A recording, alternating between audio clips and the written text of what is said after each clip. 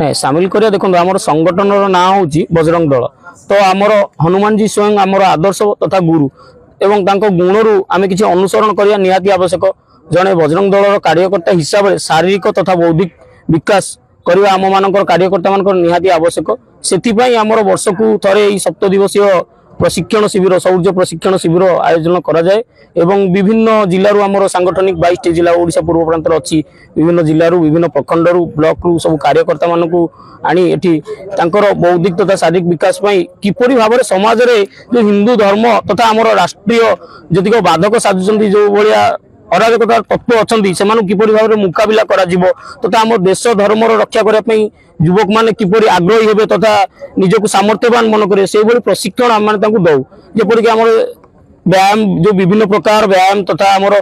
कौशल रणकौशल शिखाऊँ martial arts कहतु लक्ष्यभेद कहतु आमर दंड युद्ध कहतु बाधा कहतु जो ऑब्स्टेकल्स कमांडो ट्रेनिंग आप देखिले। तो यही सब जिन शिखा द्वारा युवक मान भर गोटे प्रकार आग्रह उन्मादना सृष्टि हुए जहाँफल से निजर अंतर्निहित शक्ति को जापर आम मैंने प्रकृत आम मान भर कौन शक्ति अच्छी। तो से जागरण करने हिंदू समाज को जागरण करने नूतन युवक मान आग्रही करने बजरंग दल जड़ित होगापी यही वर्गर आयोजन करूँ जहाद्वारा माने विकास हुए कार्यकर्तार विकास हुए। देखो बर्तमान हिंदू समाज रे जोपरी भाव में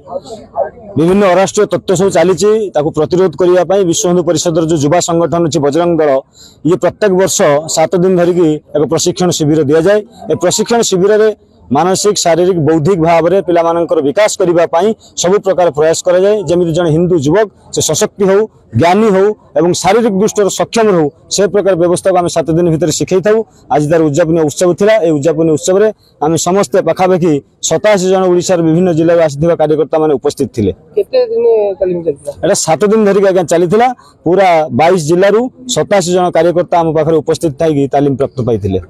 एवं गुणरू आम किसी अनुसरण करने निहाती आवश्यक। जड़े बजरंग दल कार्यकर्ता हिसाब से शारीरिक तथा बौद्धिक विकास करवा आम मान कार्यकर्ता मान निहाती आवश्यक। से आमर वर्ष को थे 7 दिवसीय प्रशिक्षण शिविर शौर्य प्रशिक्षण शिविर आयोजन करा जाए एवं विभिन्न जिलूर आमर सांगठनिक 22 जिला ओडिशा पूर्व प्रांत अच्छी विभिन्न जिलूर विभिन्न प्रखंड ब्लॉक रु सब कार्यकर्ता मान को आनी एठी तांकर बौद्धिक तथा शारीरिक विकास किपरि भाव में समाज रे जो हिंदू धर्म तथा आमर राष्ट्रीय जतिक बाधक साजुचंदी जो भलिया अराजकता तत्व अच्छा से किपरि भाव में मुकाबिला करा जिवो तथा आम देश धर्म रक्षा करने युवक मैंने किपरि आग्रही हेबे तथा निजक सामर्थ्यवान मन करे से प्रशिक्षण आम दौ जेपरिक आम व्यायाम जो विभिन्न प्रकार व्यायाम तथा आमर